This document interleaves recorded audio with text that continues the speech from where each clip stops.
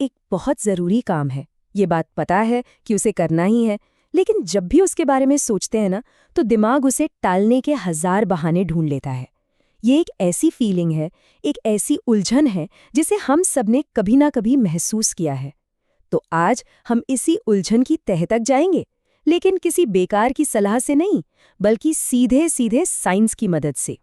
तो इससे पहले कि हम आगे बढ़ें, 1 मिनट के लिए उस एक काम के बारे में सोचते हैं जिसे लगातार टाला जा रहा है। सोच लिया?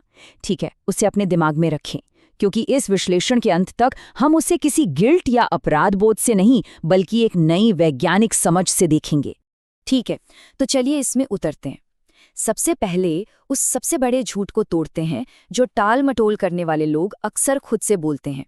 हम अक्सर क्या सोचते हैं कि टाल मटोल का मतलब है आलस या शायद इच्छा शक्ति की कमी है, पर सच तो ये है कि विज्ञान कुछ और ही कहता है। ये असल में एक डिफेंस मैकेनिज्म है, मतलब एक सुरक्षा तंत्र जो एक बहुत खास तरह के डर से पैदा होता है। हमारा दिमाग हमें बचाने की कोशिश कर रहा है, लेकिन गलत तरीके से। तो सवाल ये है कि भाई ये डर आता कहाँ से है? इसका जवाब मजे की बात यह है कि हमारे दिमाग की वायरिंग में ही छुपा है। चलिए देखते हैं कि जब हम कोई मुश्किल काम टालते हैं तो दिमाग के अंदर असल में होता क्या है। तो मिलिए अमिगडाला से। ये दिमाग का एक छोटा सा लेकिन बहुत ही पावरफुल हिस्सा है। लाखों सालों के विकास ने इसे सिर्फ एक काम के लिए प्रोग्राम किया है, खतरों को भांपना और हमें जिंदा रखना। ये हमारे दिमाग का कह सकते हैं एक आदिम अलार्म सिस्टम है। लेकिन यहाँ एक प्रॉब्लम है। हमारा अमिगडाला थोड़ा नासमझ है। ये एक भूखे शेर और बॉस को दी जाने वाली प्रेजेंटेशन के बीच का फर्क नहीं समझता। इसके लिए दोनों ही जानलेवा खतरे हैं, और जैसे ही ये उस काम को एक खतरे के रूप में देखता है, ये एक जोर का अलार्म बजाता है जो चिल्लाता है, खतरा, अभी भागो। और यहीं पर खेल और भी पेचीदा हो जाता है। दिमाग का जो तार्किक समझदार हिस्सा है, यानी प्रीफ्रंटल कॉर्टेक्स, जिसे इस अलार्म को शांत करना चाहिए, वो इसका दुश्मन बन जाता है।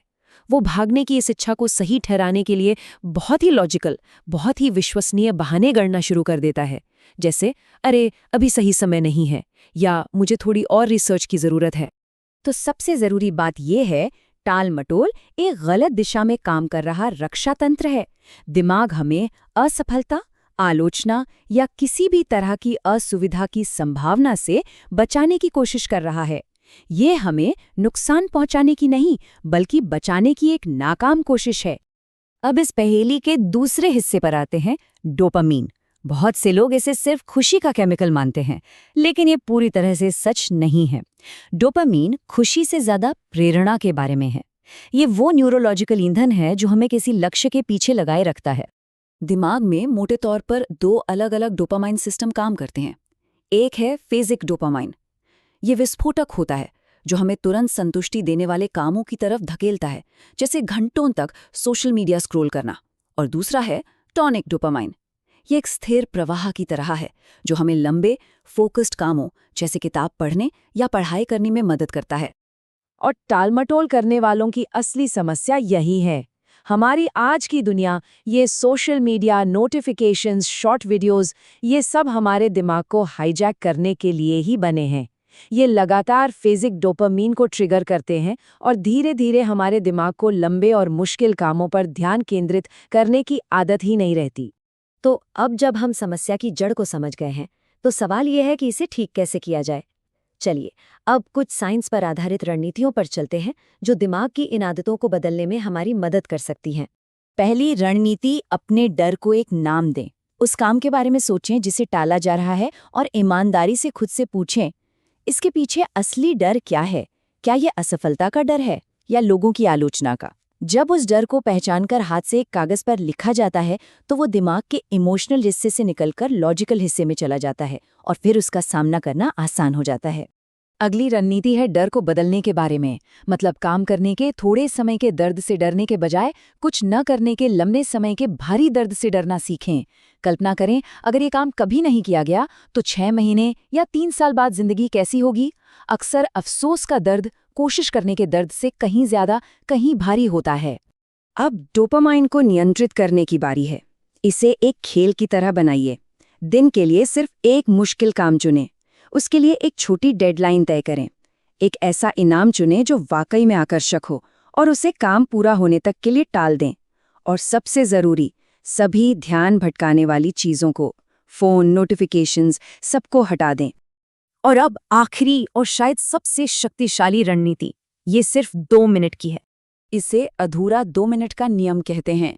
किसी काम को सिर्फ 2 मिनट के लिए करने का संकल्प लें, और वो भी खराब तरीके से। जी हाँ, खराब तरीके से। लक्ष्य परफेक्ट होना नहीं है, सिर्फ शुरुआत करना है। ये नियम परफेक्शनिज्म को साइड में कर देता है और दिमाग के अलार्म को बजने का कोई कारण ही नहीं देता, क्योंकि दांव पर तो कुछ लगा ही नहीं होता। और एक बार जब कोई चीज़ शुरू हो जाती है तो उसे जारी रखना बहुत आसान हो जाता है। अंत में ये समझना होगा कि टाल मटोल पर काबू पाना सिर्फ कुछ टिप्स और ट्रिक्स के बारे में नहीं है। ये खुद को देखने के तरीके में एक बुनियादी, एक फंडामेंटल बदलाव लाने के बारे में है। ये एक शानदार उदाहरण है जो दिखाता है कि असली महारत पहचान बनाने से आती है। मियामोतो मुसाशी ने इसलिए एक्शन नहीं लिया क्योंकि उनका मन था, बल्कि इसलिए लिया क्योंकि वो एक योद्धा थे, और योद्धा का काम ही एक्शन लेना है। हर बार जब डर के बावजूद कोई कदम उठाया जाता है तो वो सिर्फ एक काम पूरा नहीं होता, बल्कि अपनी एक नई, ज्यादा शक्तिशाली पहचान के लिए एक वोट डाला जाता है। और धीरे धीरे काम करना एक चुनाव नहीं, बल्कि आदत बन जाता है। तो सवाल ये है, आज कौन सी लड़ाई लड़ी जाएगी? हर दिन की चुनौतियों को अपनी नई पहचान बनाने के मौके के रूप में देखें, और फिर देखिए कैसे टालमटोल सिर्फ एक धुंधली सी याद बनकर रह जाता है।